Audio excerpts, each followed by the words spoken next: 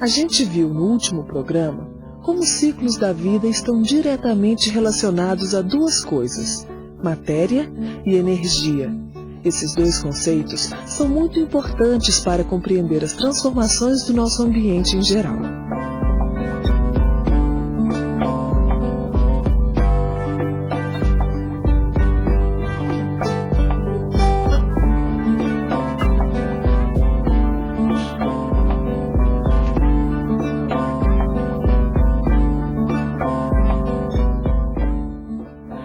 Conceitos um pouco difíceis de explicar, mas que podem ser tratados na escola de forma interessante, porque os seus alunos já estão acostumados com algumas transformações da matéria, envolvendo formas diferentes de energia. Por exemplo, eles já têm uma boa ideia sobre as substâncias que obtemos dos alimentos.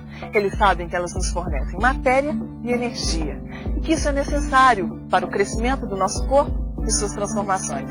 E mais, eles já aprenderam que quando a gente esquenta a água para cozinhar, acontece uma transformação do estado físico da substância. Toda transformação da matéria envolvendo energia tem muito a ver com as transformações que nós observamos no nosso ambiente todos os dias. Isso vale tanto para as transformações do ambiente natural, como para as transformações dos ambientes construídos pelo homem.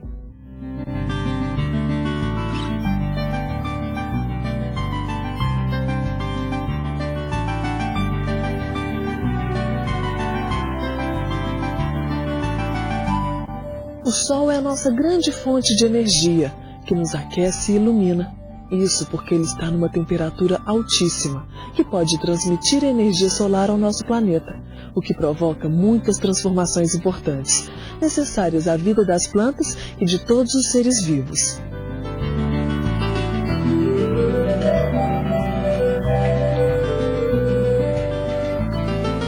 O Sol transfere energia para o nosso planeta?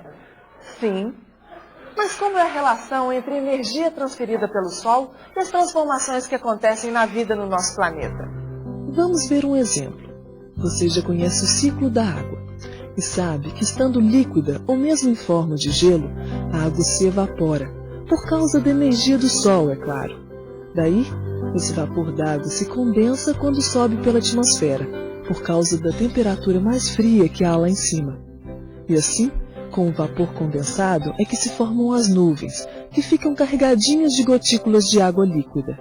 Conforme as condições de temperatura e pressão, as nuvens vão crescendo, crescendo, até derramar essa água na forma de chuva, que volta para a superfície da Terra. Todas essas transformações da água acontecem com a participação da energia solar. Não é incrível? A chuva é importante? Eu acho que a chuva é importante sim para a agricultura. Opa, barbaridade, sem ela ninguém vive, né? Tudo sobrevive, né?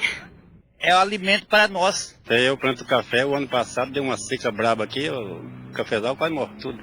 Para agricultores, é o primordial de toda a história. A agricultura é a água mesmo. Se sem água não vive nem você e nem eu também.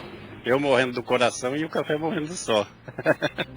Enquanto a chuva cai no chão quente do centro-oeste brasileiro, eu só queria lembrar você de uma coisinha. O ciclo da chuva, movido pela energia solar, é fundamental para os seres vivos obterem seu alimento, assim como materiais que são usados pelo homem como outras fontes de energia. Crianças, vejam essa fogueira. Ela é uma fonte de calor. Ela está mais quente do que o ambiente. Todo mundo põe a mão assim de longe e sente o calor. Pode voltar, pode voltar. Vocês viram que próximo à fogueira está mais quente do que o ambiente. Essa fogueira está transferindo energia para o ambiente. Mas como será que um material pode ser fonte de energia, hein, criança? Pelo combustível? Professora, também quando pega fogo. Professora, quando a gente sai no sol, também dá calor. Vamos continuar com os combustíveis, então. O que mais que tem de material combustível?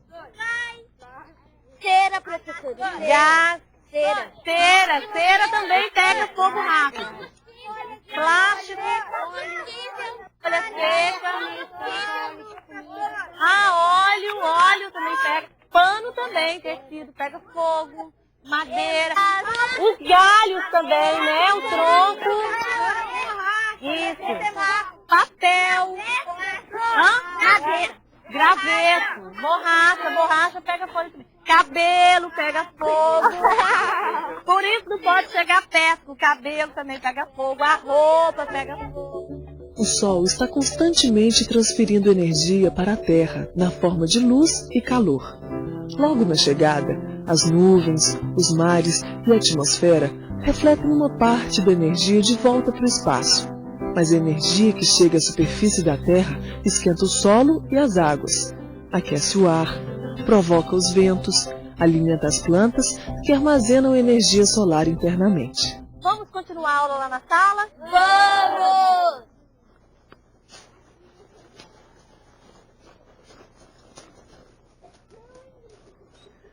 Mas o mais importante é que uma parte da energia solar armazenada internamente nas plantas pode ser transferida para outros seres vivos, que se alimentam dela. A outra parte da energia pode ser aproveitada pelo homem. É o que acontece com os combustíveis fósseis, como o carvão, por exemplo. Outro exemplo de obtenção de materiais e energia é a agricultura. Os alimentos que o homem obtém plantando são nosso combustível, tão importantes para nós como a água e o ar. A energia solar também participa na obtenção de outra forma importantíssima de energia, a energia elétrica.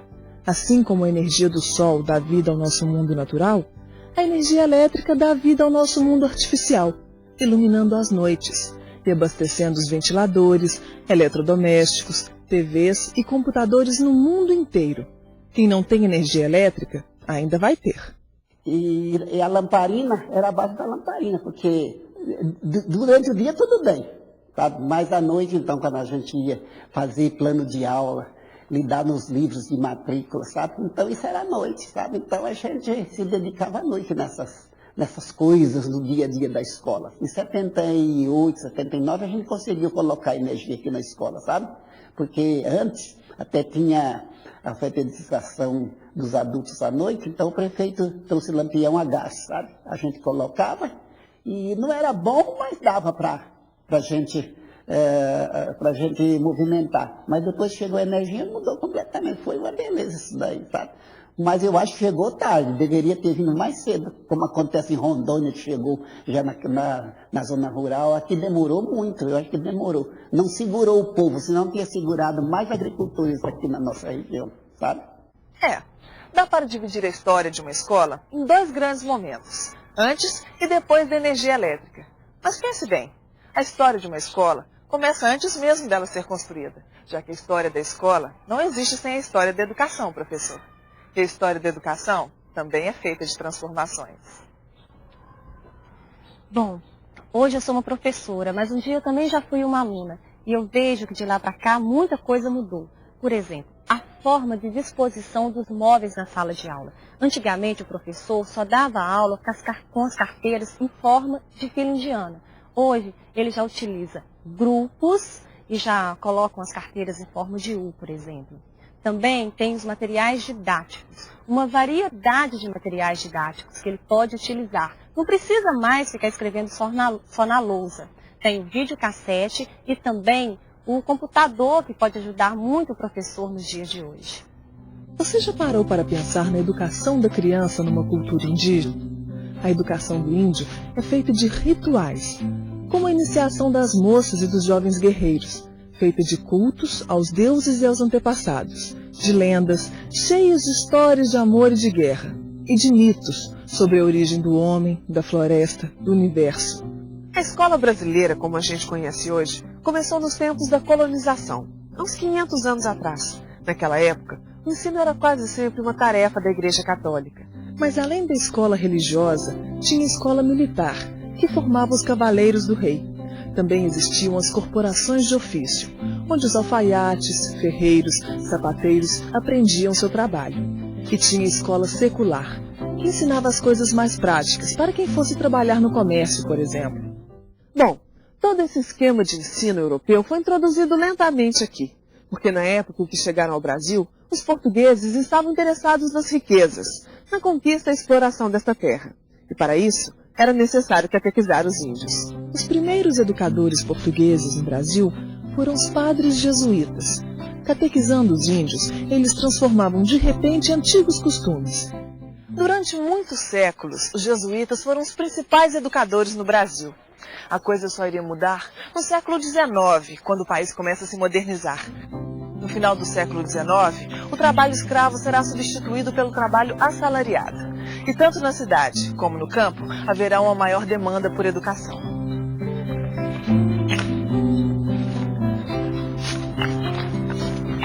Bom, dá para ver que a situação do ensino mudou muito no Brasil. A partir do momento que os educadores começam a defender o ensino obrigatório, público, gratuito e leigo. E a educação passa a ser um dever do Estado. O Estado não consegue acompanhar a demanda por mais vagas na educação. A escola continua longe do povo.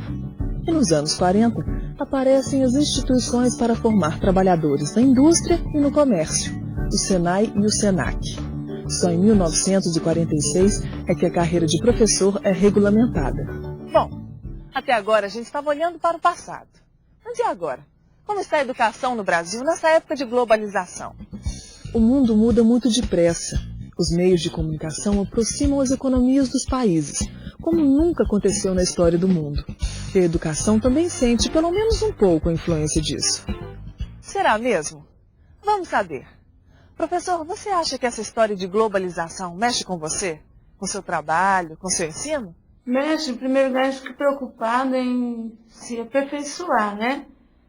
Que dependendo da evolução, você tem que acompanhar, você não pode parar no tempo. E já que está acontecendo no mundo lá fora, a gente tem que trazer o que está fora para dentro da sala de aula. Com a evolução dos tempos, cada dia que passa, a gente está entrando já estamos na era da informática, né? Então, eu acho que mexe um pouquinho, né? Apesar que essa escola ainda não está equipada para isso, né? A gente não tem sala de computação, né? Que os alunos já poderiam estar mexendo.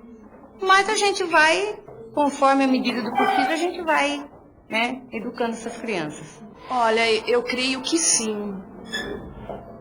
Porque é um envolvimento que está agora atualizado, né? A partir do momento que está globalizando alguma coisa, eu creio que mexa com todos os setores da educação também. Nessa globalização, nossa escola ainda não está equipada, né? E lá fora, quando você vai num banco, você vai em qualquer lugar, já está ali presente, né, a tecnologia. E a gente está caminhando muito devagarzinho, né? Estamos começando a engatinhar nesses termos. Então isso é bem difícil. Mas eu acho que talvez um posto dentário. Ou pelo menos comprar equipamento lá para a escola, porque os equipamentos... Tudo bom, Geraldo? Bom, Jaquim? O professor talvez esteja mais consciente do seu papel como cidadão, atuando mais na comunidade e tratando mais dos problemas reais. Olha só como o cotidiano do país pode entrar na sala de aula do professor. O professor hoje deve estar ligado na educação ambiental, na defesa do Pantanal, dos rios, florestas e animais da nossa fauna. Tem que estar ligado na defesa do patrimônio histórico. Tem que preparar o aluno para as questões de saúde pública, como saneamento e doenças contagiosas, para a educação sexual e para a educação contra a discriminação, porque isso tudo já faz parte da sua vida e vai fazer cada vez mais parte do seu futuro. A leitura é tão importante, mas tão importante, que vai além dos muros da escola. Por isso, o professor deve orientar o aluno para ler o mundo, pois sem a leitura, o aluno não sobrevive nessa selva de palavras em que a gente vive.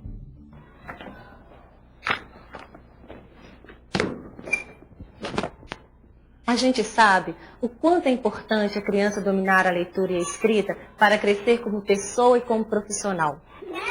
Vou devagar.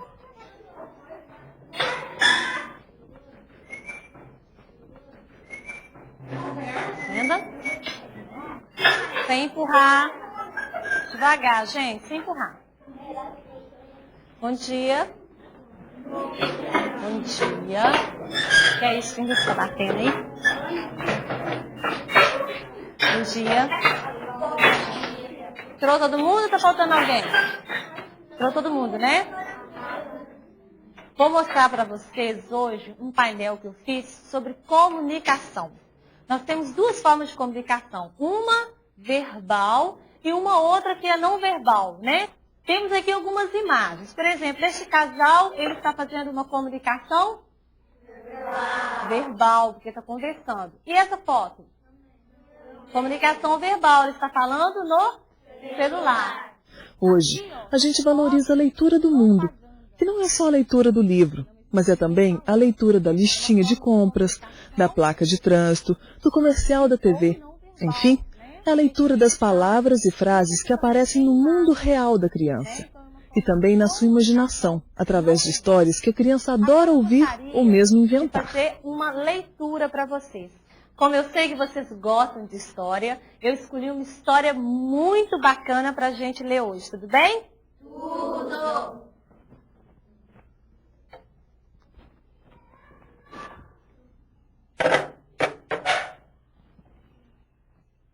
O nome do livro é História de Muitas Penas. Os autores, que são dois, são Ronaldo Simões Coelho, Cristina Agostinho. Ilustrações Denise Rochael. Estava boiando na piscina quando tiraram de lá. Molhado feito um pinto e gelado. Não dava sinal de vida. Correram com ele para dentro da casa em busca de socorro. Aí começaram os palpites. Tragam para perto do fogo. Depois, quem quiser ver as gravuras mais de pertinho, o livro vai estar ali no cantinho da leitura, tudo bem? Por isso, o professor deve começar com textos que estejam no mundo real, e não apenas no mundo dos livros. Nada é mais importante para o professor do que formar leitores, porque é a partir da leitura que a criança vai adquirir conhecimentos. Em outras palavras, desenvolver a aprendizagem da leitura tomando gosto por ela e vendo o significado disso na sua vida. Isso é básico para o desenvolvimento na aprendizagem da criança. Está vendo como as coisas mudam? No meu tempo, nem sempre o cotidiano entrava na alfabetização. Mais uma prova de que o mundo não para de mudar. Imagine o que era Ouro Preto na época do descobrimento. Não havia cidade nenhuma aqui. Só as serras, o rio, os índios. Depois imagine isso aqui na época da fundação da cidade. Mineiros chegando de vários lugares do Brasil para garimpar o ouro e os diamantes nas margens dos rios. Construindo suas casas, travando batalhas com os índios ou tendo filhos com eles. A cidade cresce, conhece as máquinas a vapor, os lampiões de gás, os carros, a energia elétrica, o comércio de produtos cada vez mais variados, os edifícios, a televisão, a poluição. Tudo isso aconteceu aqui, misturando o antigo e o novo, os índios com os portugueses e os outros povos que vieram depois. Culturas diferentes, línguas diferentes, religiões diferentes. O mundo não é mais o mesmo, dizem os antigos, nem nunca mais vai ser. Olha só quanta gente já viveu nesse mesmo lugar em épocas diferentes. Cada um tem uma história de vida que forma o que a cidade é hoje e que ao mesmo tempo está formando o que a cidade será amanhã. A estrutura da cidade vai ser a mesma, né? Não tem como mudar aqui em Ouro Preto. Isso que tem aí, tem que procurar conservar, né? Mudou algumas coisas para melhor. Tudo modificou, né? Não só Ouro Preto, como todos os lugares. E na sua vida, professor, você já parou para pensar em quanta coisa já mudou desde quando você começou a estudar? Só para você ver como o mundo muda. Compare o mapa mundi do século XX com o do século XV. Imagine como era a vida na Europa 500 anos atrás, na época em que os portugueses chegaram ao Brasil. Era a época do Renascimento. A população rural crescia. Muita gente começava a migrar para as cidades para trabalhar no artesanato e no comércio. As cidades eram chamadas de burgos e seus moradores de burgueses. Nessa época, aumentava a circulação de riquezas. Entravam em cena a moeda e o trabalho assalariado. Tudo isso mexeu com a cultura europeia. A literatura, a arte, a música, a arquitetura, a medicina, a ciência. Agora você entende bem a famosa frase de Galileu Galilei. O mundo se move, não entende?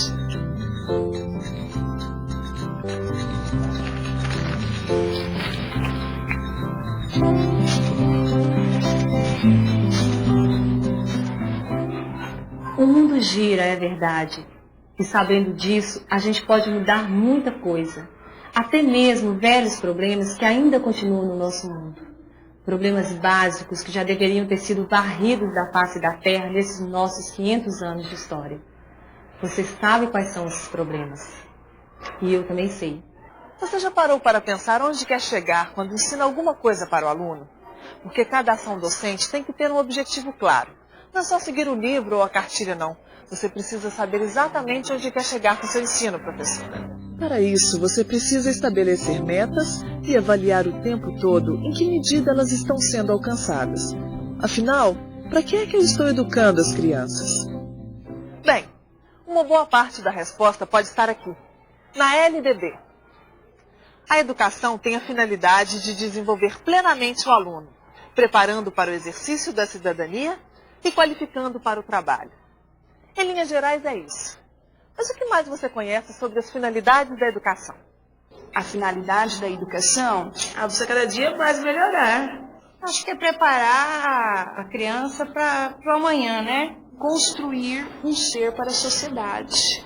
Para a vida, né? Resumindo, ele tem que saber basicamente duas coisas: o que ensinar e para que serve o que ele ensina. Por exemplo, é importante ensinar como funciona a natureza. Para quê?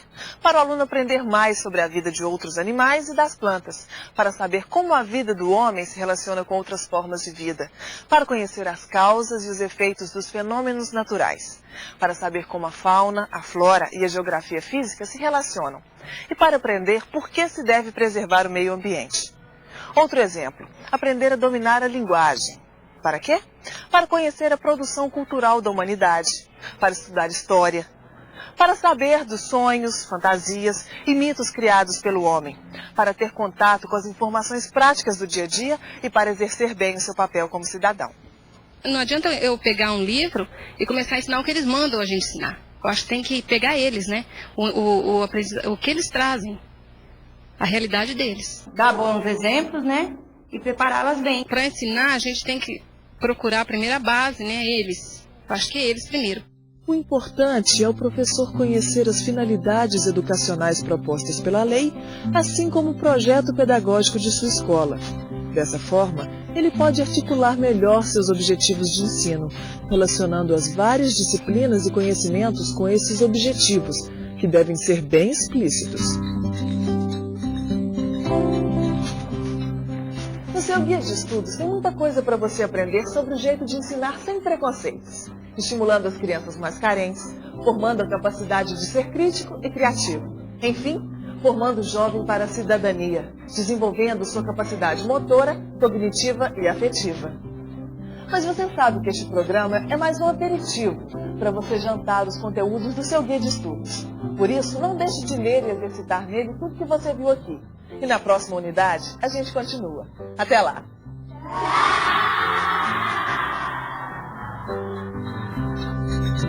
Thank you.